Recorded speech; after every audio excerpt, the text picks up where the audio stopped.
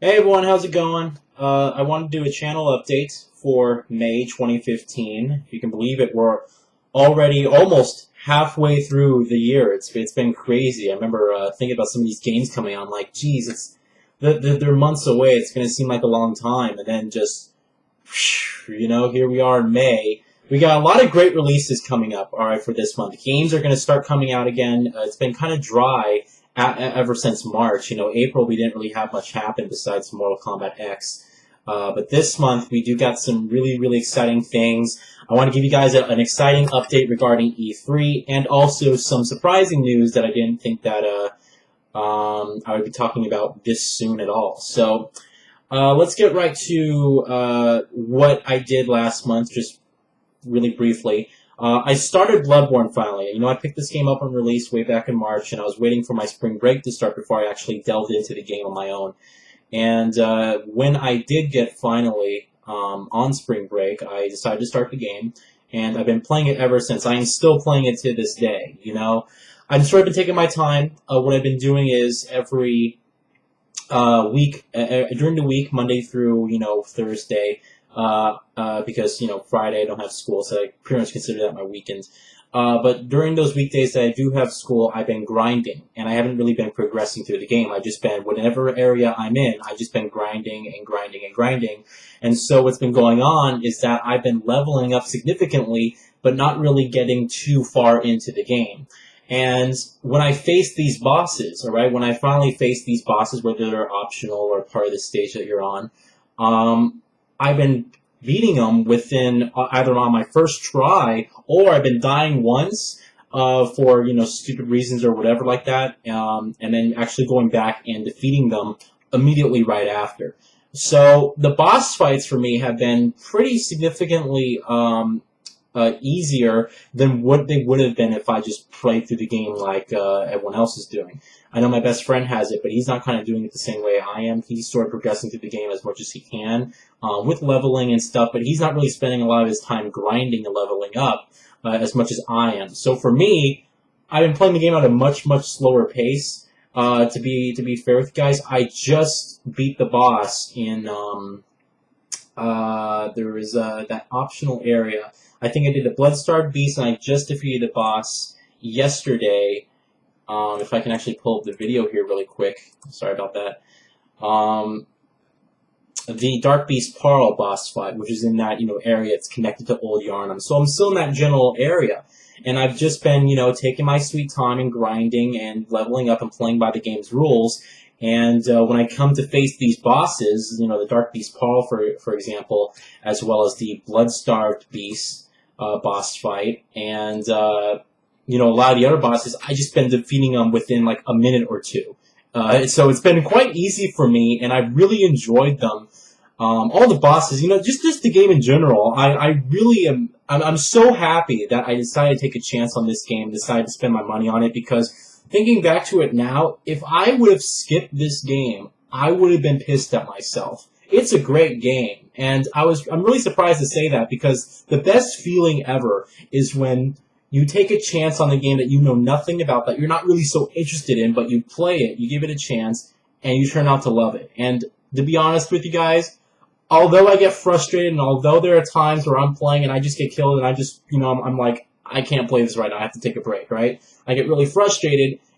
I love the game, and I'm really, really enjoying it. So, good news is that I'm really enjoying Bloodborne. I'm still playing through the game. Haven't gotten that far in it. I believe I'm gonna go do some other area right now.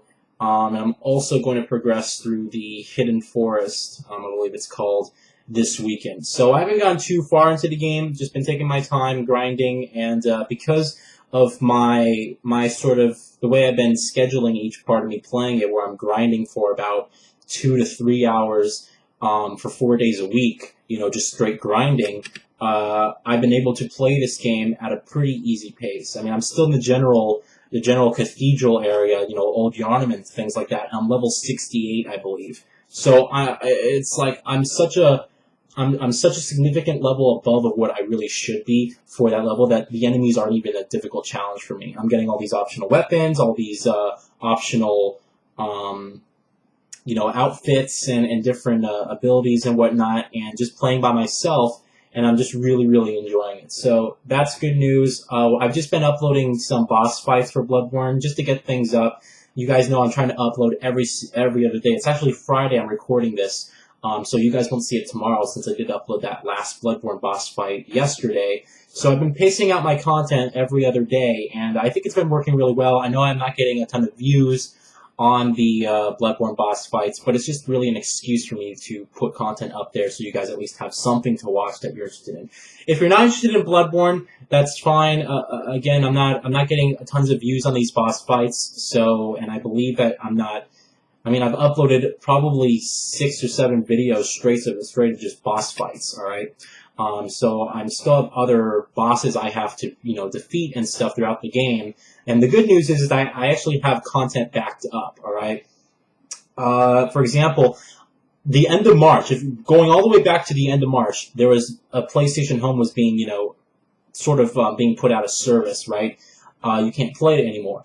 And I recorded myself a good 2 hours of me going through PlayStation Home and just, messing around and saying a good final goodbye to it and just exploring and talking about my feelings through it. I still have all those videos in a folder right here on my computer that I can upload it, right? It's just been trying to find a good time for me to upload those videos, and I originally wanted to get them uploaded throughout April, but because of Bloodborne and because of me, having videos and playing through the game and having these boss fights to sort of, upload, those videos have kind of taken a back seat. So I still have those videos. I'm still going to upload them.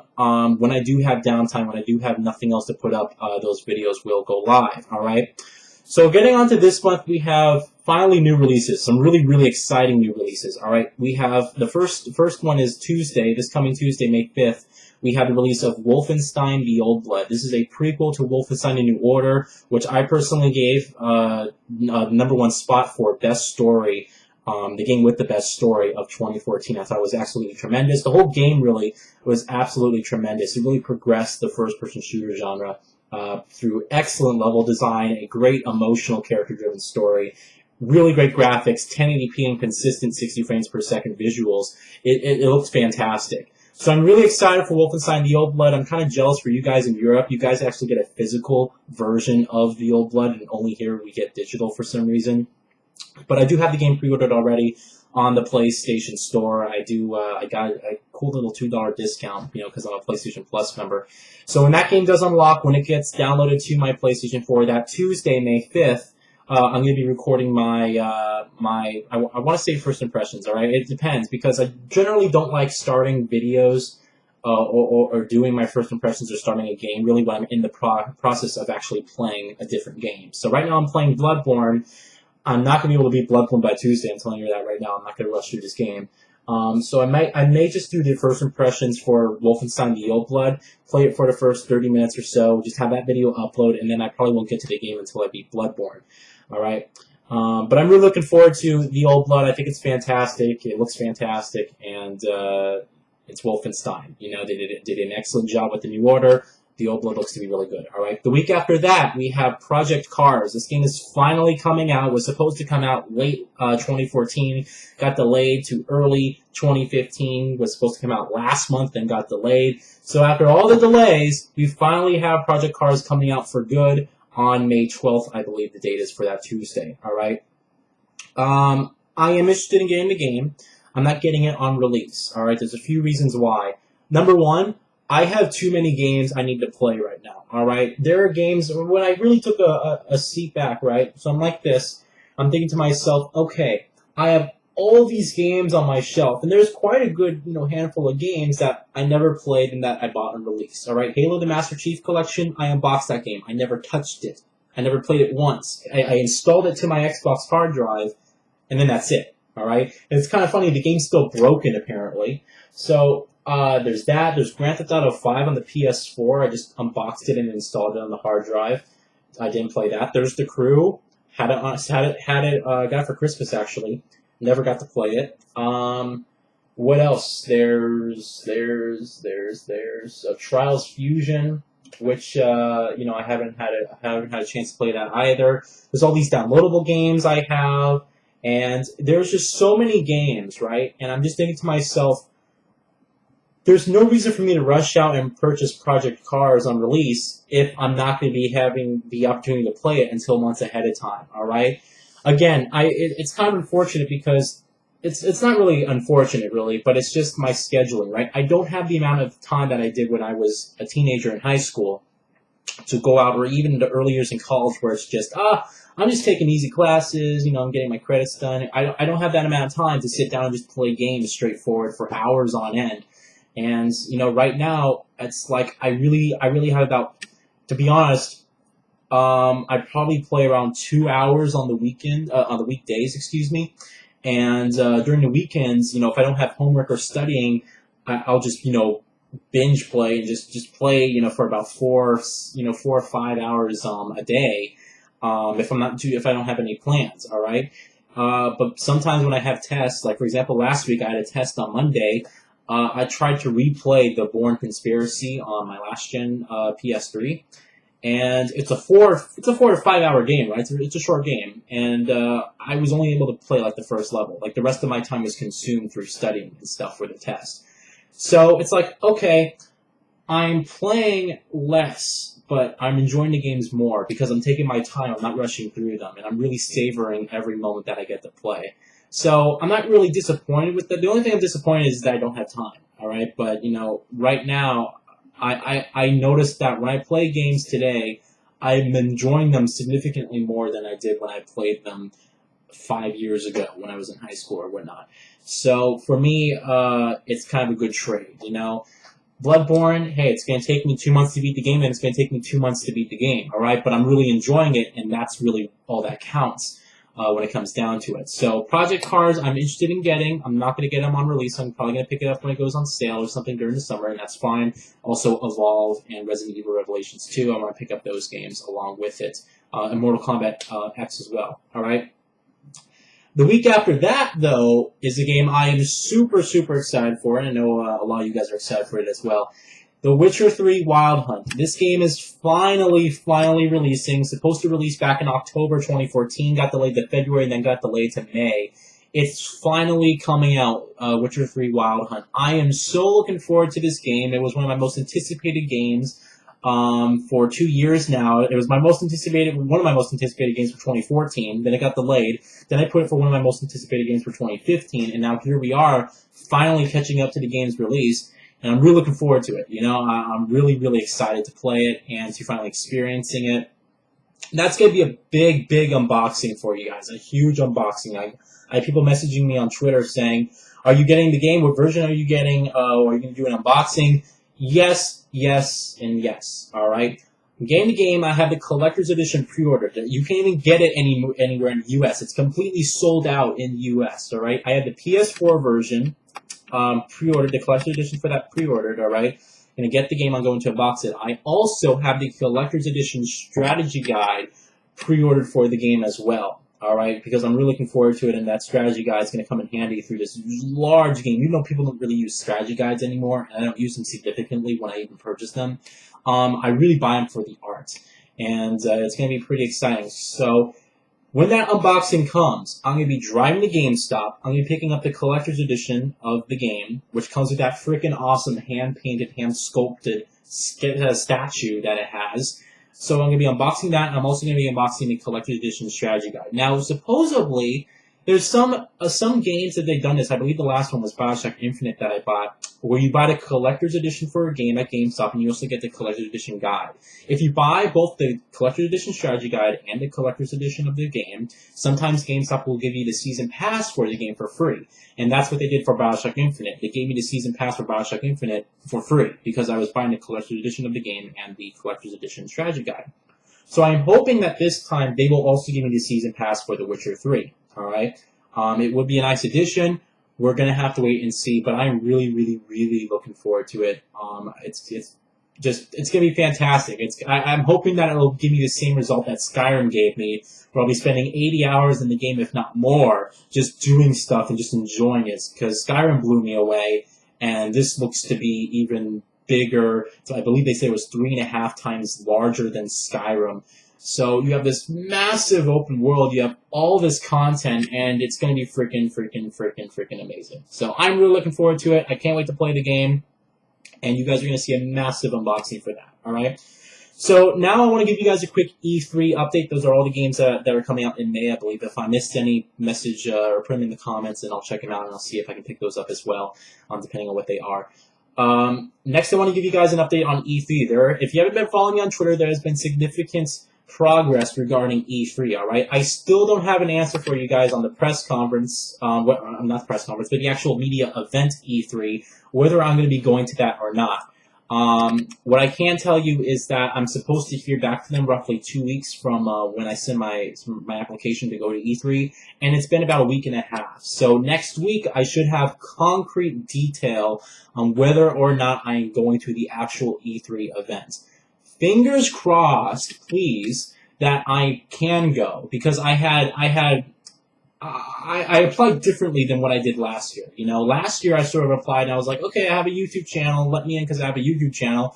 And they're like, no, you are not popular enough. And the guy told me supposedly that they need at least 10,000 subscribers for YouTube channels to be considered to actually go into E3. So I was like, okay, fine.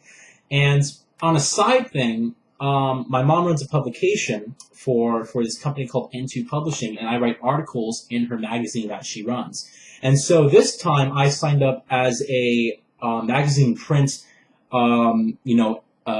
journalist, sort of, a writer. And I signed up and I submitted, my work, and I submitted a letter from my editor. And hopefully they will look at that and be like, all right, this guy runs a YouTube channel, who's, almost at 10,000 subscribers, and he also writes articles in print media. Okay, fine, we'll let him in. That's what I'm hoping will happen. I do not have concrete proof on whether or not that's going to work. We're just going to have to find out, wait and see, really. But that's the update regarding that. I still don't know. When I do know whether it's yay or nay, I will make a video regarding that, and you guys will see that, all right? Getting on to the press conferences, all right? There are so many press conferences this year, it's outrageous. I'm thinking to myself, all right, how can one person go to all of these and make it on time? It's like you literally have to be running from conference to conference to conference all day. And that's really what it feels like. So I'm just going to show you guys, here's the conferences, all right? June 14th, which is my birthday, there's Bethesda's E3 conference, all right? The first time they're holding an E3 conference, I don't know why. People are speculating to be Fallout 4, Fallout 4, Fallout 4. So, we're going to have to wait and see, all right? So there's Bethesda's E3 press conference. Then, Monday, the following Monday, is Microsoft's in the morning, and EA's in the early afternoon, Ubisoft's in the late afternoon, and Sony's in the evening, all right? Then Tuesday, the day of E3, in the morning before E3 starts at 12 p.m., all right? At like 9 a.m. or whatever, Square Enix is holding a press conference, like seriously, and then it was just announced that AMD is partnering with PC Gaming Magazine to hold the first PC Gamers media event at E3. So there's 6 or 7 press conferences this year laid out within 3 days. Like, you're going to be running from place to place to place if you're going to all of these. So I'm thinking to myself, I'm like, all right, okay, fine, I'll just send emails to everyone. And that's what I did. I sent emails to everyone except AMD. And the reason I'm not sending it to AMD or the PC Gaming Magazine for their press conference thing, or I don't even know if it's a press conference. I think it's just like a cool event or whatever. The reason is because it's during actual E3. If I actually go to E3, I'm not going to leave E3 early to go to a PC Gaming's press conference where they're probably just going to have, and from what I understand, it's supposed to be like Blizzard's going to be there, and I don't care about, MMOs, and I don't care about MOBAs or strategy games or anything like that. And the only major publisher that's going to be there is Square Enix. And they're holding their own press conference, so there's really no reason for me to be there. And I'm also not going to leave E3 early with the limited amount of time that we're going to be there and all the amount of people that are going to be there. I'm not going to be rushing out to go to a PC press conference, all right? So here's the situation with what press conferences I'm going to, which ones I'm not, which ones I may, all right? Bethesda, they haven't gotten back to me yet. All right, I sent an email to them the same time as I sent it to everyone else. They haven't gotten back to me yet. All right, today I actually called Bethesda. I called the corporate Bethesda on the phone, left a voice message saying, "Hey, run a YouTube channel, and really looking forward to it, and hope I can get tickets for E3. Give me a call back." You know, that's basically just what I said. The dial tone actually rang 4 times, so I'm thinking to myself, Fallout 4 confirmed? You know, so. But that's besides the point, all right? I actually called Bethesda themselves, and this is a funny story, because that's what I did today. I actually called companies that weren't getting back to me, all right? I called Bethesda themselves, their corporate offices, left a voicemail. They're not in they run Eastern time, all right? So they're already closed for today. It's Friday, keep that in mind, so they close early. They leave for the weekend. So I probably won't hear from them until next week, all right? Microsoft just got back to me a few days ago, and it's kind of weird because I was kind of worried because I sent it to them 2 weeks ago. I sent the emails to the companies 2 weeks from today, and Microsoft just got back to me a few days ago, and I was worrying. I was like, oh, are they going to get back to me? But yes, they did get back to me. They said, "We noted your inquiry. Looks like we'll share more information for you. Happy to see you there."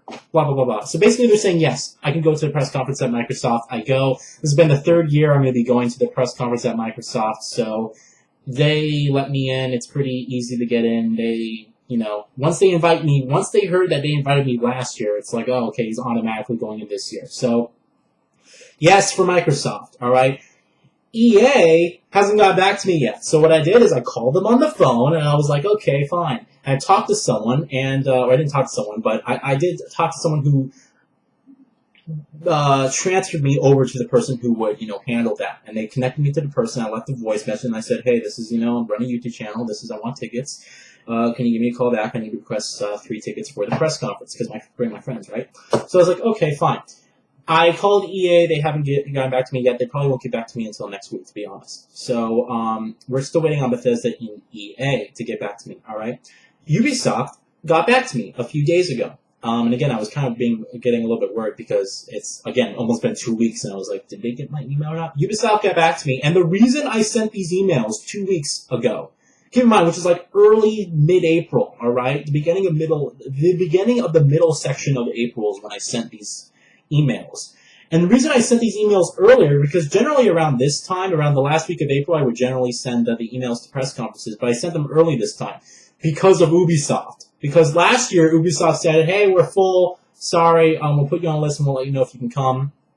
And it turns out that I sent them an email earlier, 2 weeks earlier, and guess what they said? We're full, we're not going to have enough space, so I'll put you on a list, though, and if we get more spots, I'll let you know. So Ubisoft is full. That's like no, all right? They said most likely they're not going to have any free spots available anyway. So no for Ubisoft, excuse me. No for Ubisoft. All right. Sony, this is kind of funny. Sony again hasn't gotten back to me. So I actually contacted, and I'm getting a phone call. One sec. I'm getting a phone call. I actually contacted Sony because you have to go on their PlayStation website to fill out a media form thing, and then they're supposed to get back to you. This is how some of the companies handle their PR. EA does the same thing. All right, it's kind of a hit or miss because sometimes you don't know if it's sent and they got it to the person. Other times you're like, did it work, or are they going to get back to me? You just don't know. This is why I like having actual tangible emails to send it to. So I sent them to Sony, and it's been 2 weeks since I sent. I was like, you know what? They haven't gotten back to me, and they didn't get back to me last year at all. They got back to me. EA and Sony never got back to me. So I went on Twitter, and I tweeted Ask PlayStation, which is their live support thing on Twitter. You can, they message you within like 20, 30 minutes, all right? And I said, listen, I never got in touch with someone at the PR, media. I need to fill out something to ask for E3. And they said, all right, talk to someone on live chat. So I went on a live chat, and I talked to someone live, and they basically said, okay, I can't handle it here, but what I can give you is the actual phone number for PR. And I called the phone number up, and the lady's like, Sony Computer Entertainment. I'm like, shit, this is corporate, right? And I told her, my name, and told her what I did, and I told her that I needed press conference tickets, and she's like, one moment. She transferred me to someone else, all right? So I was like, okay, fine, I'll leave a voice message. No one answers their phone for some reason. I leave a voice message, all right? And I basically, say, hey, this is me, basic same stuff, right? I need tickets.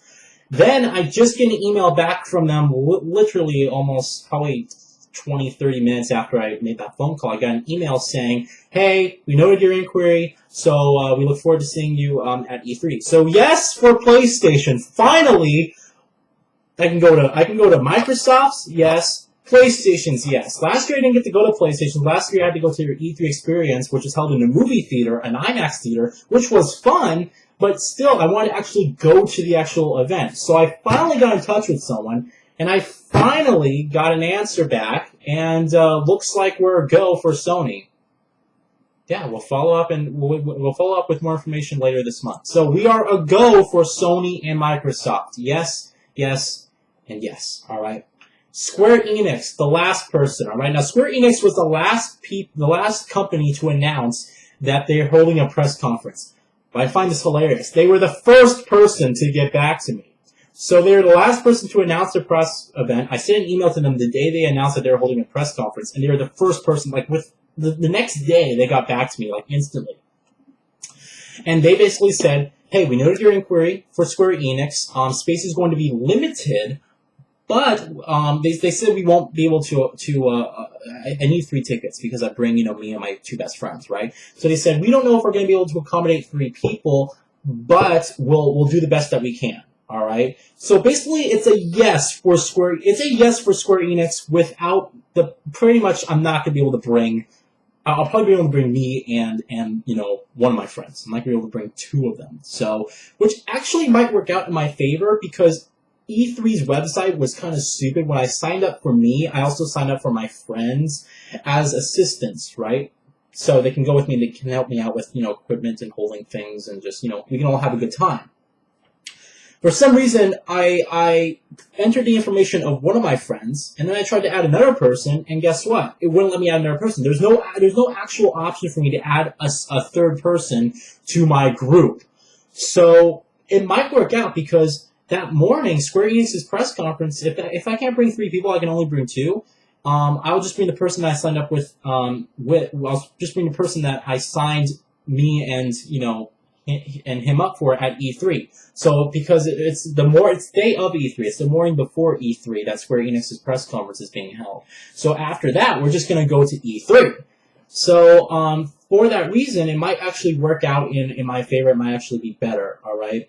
But pretty much yes on Square Enix. Hopefully, I can bring 1 person. I need 2 tickets because if they're just going to say, "Oh, we can only get you in specifically. It's only for you. There's only 1 spot available," then there's no point in me going. And the reason is because if I get into the press conference, it's the Square Enix press conference, right, and I'm the only one who gets there, and then I get into E3, I'm not going to drive back to my house and then drive all the way back to the E3. If I'm in LA, why would I drive all the way back to my place and then drive all the way back to LA with traffic being as awful as it is just to pick up 1 person? It's no point. So I might as well just, okay, if I get in by myself, no. If I get in with my friends, if I get 2 tickets, yes, we'll go. And hopefully I hope that is the case. In a perfect world scenario, that would be the best possible thing that could happen. Because I'll just bring him, and then afterwards we can just go to E3, and everything will be fine. So that's what it comes down to. Yes for Sony, yes for Microsoft, yes for Square Enix, pretty much.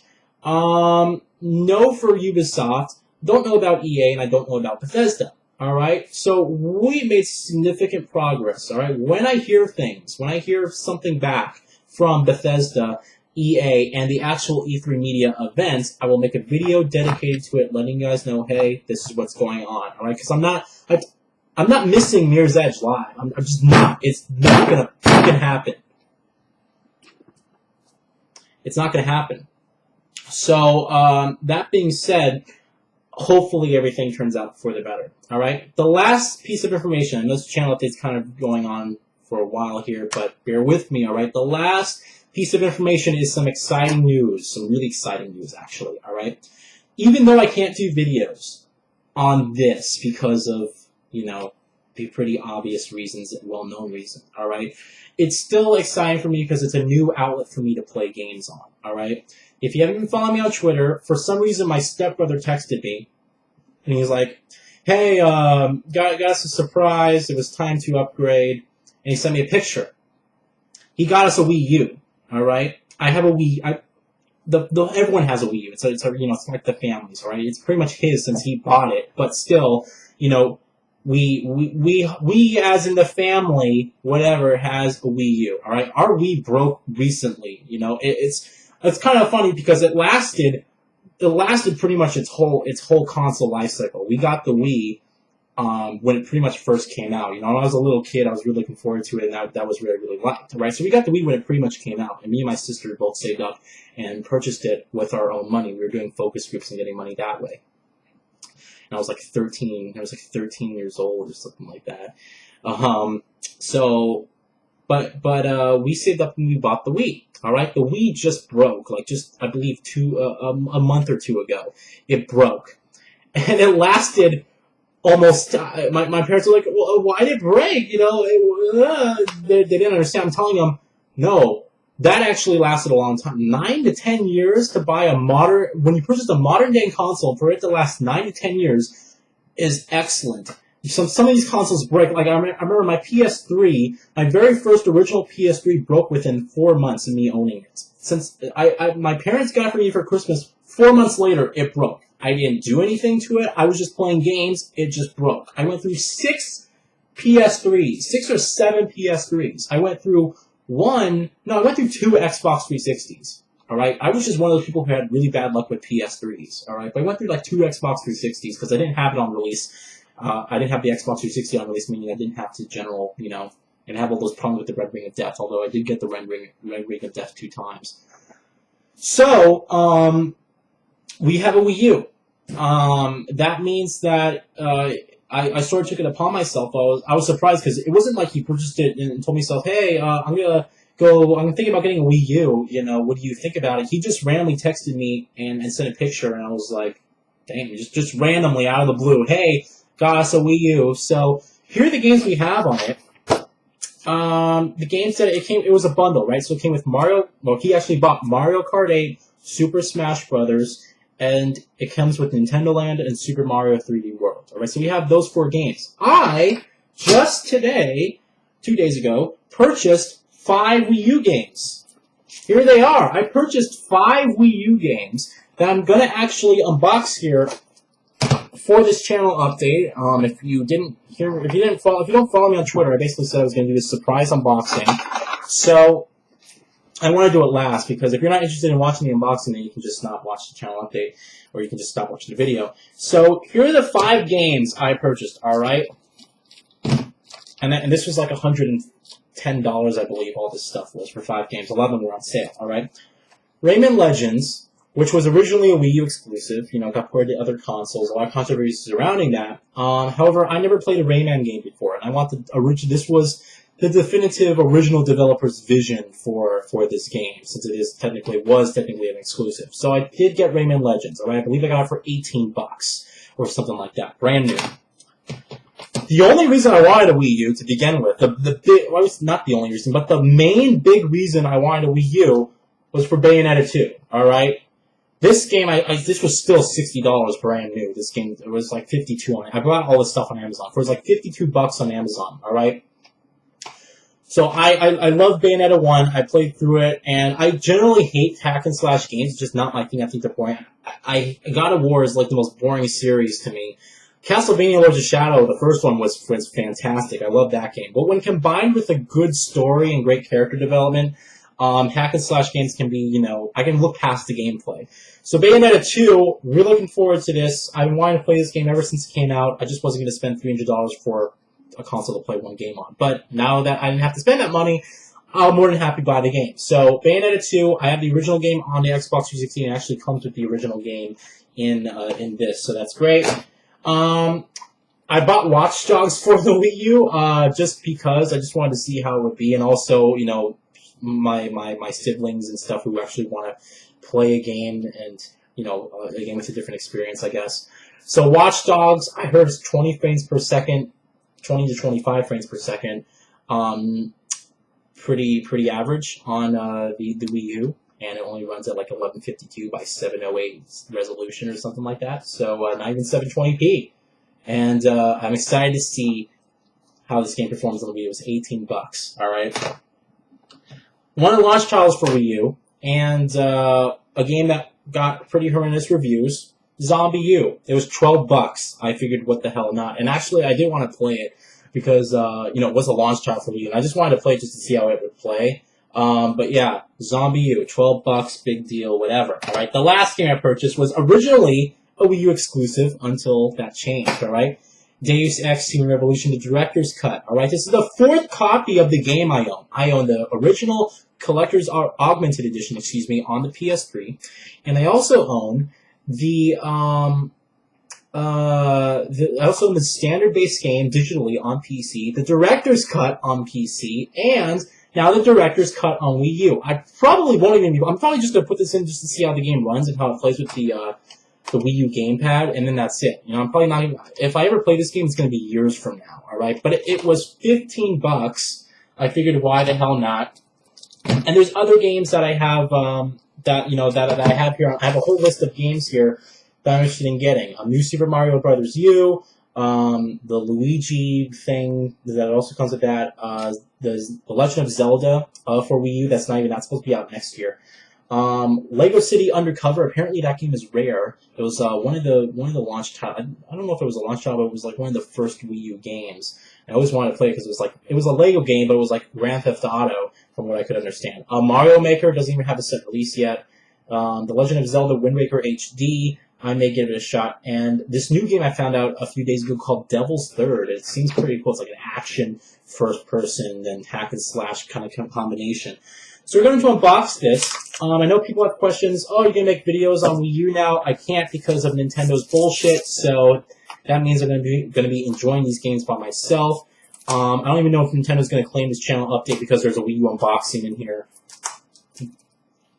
I wouldn't be surprised. If I can open this damn thing. So yeah, it's a 32 gig. I'm thinking to myself last night, 32 gigabytes is not enough. I don't know what they were thinking, and I was like, how am I going to expand the storage? And I know it has an SD card slot, the console, but you can't actually use the SD card slot as expandable storage. It's only supposed to be used for Nintendo Wii transfers, which is bullshit. Anyway, our Wii's broken. It won't even turn on. It turns on, but the video feed is distorted.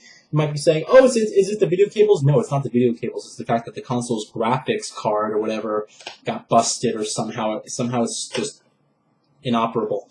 So here's the Rayman Legends disc. Brand new, beautiful.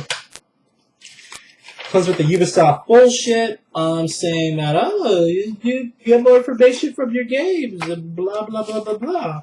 It actually comes with a game manual. It's actually a black and white and a few pages long. So, game manual, and that. Pretty standard. Rayman Legends Wii U, yippee. Alright, never played a Rayman game before, but I heard Legends is actually a really good game. Alright, let's do Deus Ex Human Revolution Director's Cut. Now, I did say originally, I believe in a vlog last month, that I am going to do, it was the video I did when Deus Ex Mankind Divided got revealed, and I talked about what my plans are for preparing for Deus Ex Mankind Divided.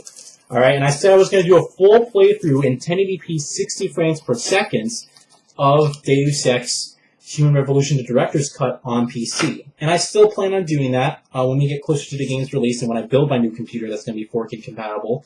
So we got this bullshit on, then we have the Square Enix registration thing, which you can do. And then here's the Wii disc for it, if I can get it out. Deus Ex Human Revolution, the Director's Cut. Originally a Wii U exclusive, got ported to other platforms. But supposedly it's 1080p 30 frames per second on Wii U, so it even looks better than the PS3 and Xbox 360 versions, as it should, because the console is more powerful than those platforms. But you have other games that come out, like Watch Dogs, for example, these third-party games that no one puts any time and effort into, and they perform like shit. And they also don't run at alert. There was no reason why. You could have just taken the Xbox 360 graphics, upped them slightly, and put the game at 1080p or resolution 900p at least on the Wii U, and it would have ran fine.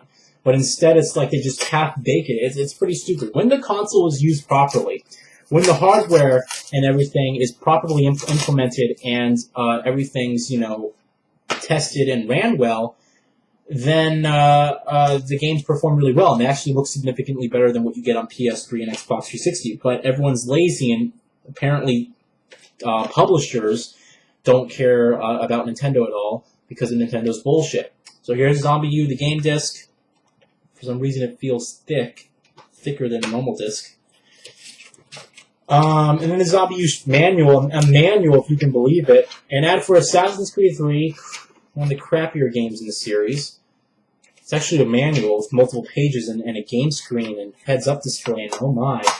So, okay, Zombie U. Watch Dogs, alright? A shitty port. Watch the Digital... I read the Digital Foundry article on this thing. Pretty much the worst version to get the game for. It was delayed and was... You could get... It literally looks... They're saying, well, it looks slightly better than the PS3 and Xbox 360 versions. Very slightly. If you actually kind of look for it, you'll see a very slight difference. But the game also runs at like 20 to 25 frames per second average. So it's choppy. Alright? I doubt I'm going to be playing this game to completion. I'm probably just going to be playing it to,